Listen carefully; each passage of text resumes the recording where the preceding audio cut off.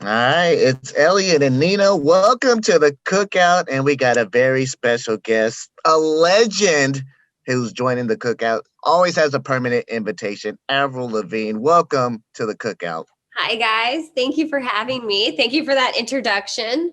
Oh yeah, we're No problem. excited. But since it's the Cookout, we got to know what dish you're gonna bring. Like, what's your favorite dish that you're gonna bring to eat? I can make anything. What do you want me to make? Are we doing a barbecue? I Yeah. love making Italian. Okay, all my friends love my angel hair truffle pasta. So like Oh, I'll bring some truffle pasta. I'll make some truffle pasta and some bruschetta on the side. oh, Love we're it. we're speaking my language. Truffle everything. I'm obsessed. Yeah. So now that we've got that part taken care of, this is about the time when we would run up to you and hug you and talk about how the moment when we saw your picture get posted with Travis Barker months ago, announcing that you had signed to his label and you're popping champagne, I screamed. It was so exciting. How did the two of you decide to come together and start working on all of this? So 2020 at the very beginning of the pandemic, Travis and I were talking, and he had asked me like what I was up to, if I was writing songs, what was going on, and his album with Machine Gun Kelly had just gone #1, which was awesome. I was so stoked for them, and he was like, "What are you doing? Are you writing?" I was like, "Yeah, I'm writing." He's like, "Let's work together." And then so we had plans to work together, and then I started working with him. I started working with I met Modson, was working with him. Met John Feldman, was working with them. Then we all worked together, and now I have this album with all these really cool people from the music scene that I got to work with. I have all these features. I have a song with Machine Gun Kelly. I have a song that I just put out with Black Bear called "Love It When You Hate Me," and Mark Hoppus, also from Blink 182. There's a Yeah. lot of nostalgia there Yeah, too, with all of you guys coming together. yeah, yeah. And it's just like the whole record, like make the process of making the record was so fun, and just like I got to like hang out with my friends and all these really cool creative people in like the pop punk scene, and it was like I felt like it kind of felt like I was like in high school again, and just like hanging out with my friends. It didn't feel like work or like anything. There was like no pressure. It was just like a good time. And like that energy is like on this album. The album's like, it comes out February 25th, so soon, but it's like it's super up tempo. It's like pop punk inspired. It's like sassy. It's like in your face. It's fun. And then it's like perfect for like going out on tour, and like I'm so excited to get back out on the road and start playing shows again. Yeah, I mean, all this what you're saying is like kind of like what we've been talking about. You got this lucky #7 album, Love Sucks, coming, and like you said, you've been collaborating with your friends and you're going on tour. Like this festival, Nina was saying, like it's kind of like a high school reunion with all Totally. like your favorite friends and artists. I know. But we're excited for it, and we love this song, "Love It When You Hate Me" with Black Bear. Now you got to explain to us what does that exactly mean? Because we love saying it, we Yeah. love saying "Love It When You Hate Me," but when I think about it, I actually hate when people hate me. So, like, what does that actually mean? It's like how like when you fight with somebody that you're in a relationship with, but like there's that like passion, and like the reason why you're fighting is because like you are like crazy about each other. And so like and it actually like shows you that like the other person cares. And so it's really like kind of sexy that like when like someone's mad at you, you're like, yeah, you're mad because you care. Mm. And we all do that too. Like, I'm gonna pick a fight today. I need to know that you love me. Yeah. And also like getting into like a relationship with someone, even though there's like red flags and warning signs, you're like, oh, this person's gonna be trouble. But you're like, F it, I'm just gonna do it anyway. Yeah. And actually, we're talking a lot about red flags. It's funny that you brought that up because Elliot and I were having this whole conversation now because I think that after even like everything that we've all been going through and just this whole new phase of life, red flags look a little bit different. Like, I think they're maybe not as bright as they used to Are be. they orange? The color of my new album. Orange flags, white flags. What are they?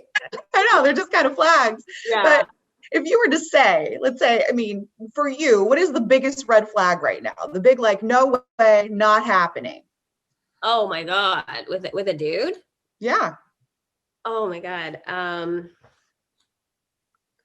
Like what would I like stay away from? Um, I don't know. I can't think. What would you stay away from? Like, Yeah. uh, I told Eliott earlier today, I was like, mine is when somebody doesn't ask me how I am. and I know that sounds terrible, but it's because I really knew how to pick them back in the day. And I yeah. just really didn't have much self-worth at the time. So I was like, yeah, let's just talk about you all the time. So now for me, I know mine was a little bit deeper than like they have cats, because that is another red flag. Yeah. Like I just like look, I paid more attention to what it is I need in a Yeah. relationship. And that's like, I don't really do things like lightly. I'm pretty like serious. So like I want it to be like, I don't want to just like waste my time. So yeah, like you said, somebody who is caring and selfless and attentive and like and just not selfish and ask you about your day is important, and someone who's like super honest and invested. Some Yeah. people don't get invested, and you see that these days everyone's so like focused on whatever else. So like yeah. Okay, that's some good red flags. Yeah. Men with cats, people who don't care about you. That's seems like some obvious red flags you should look out for. Yeah. We get confused sometimes. Okay. It just happens.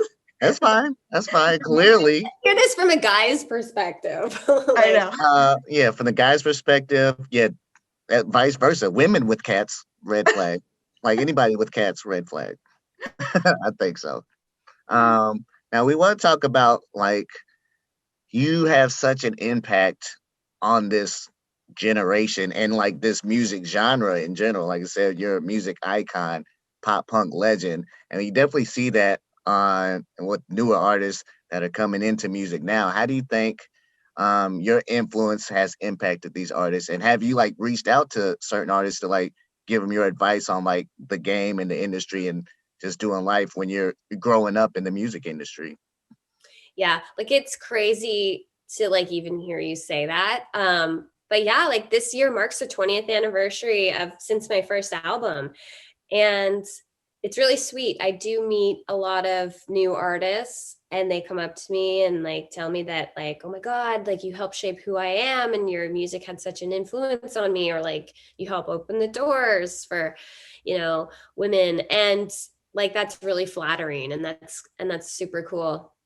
And like it's nice to be able to like meet these girls and also to work with some of them, like Willow Smith. Like she was a huge fan, and she just put out like a pop punk record, and I was really happy to see like another female like in that lane.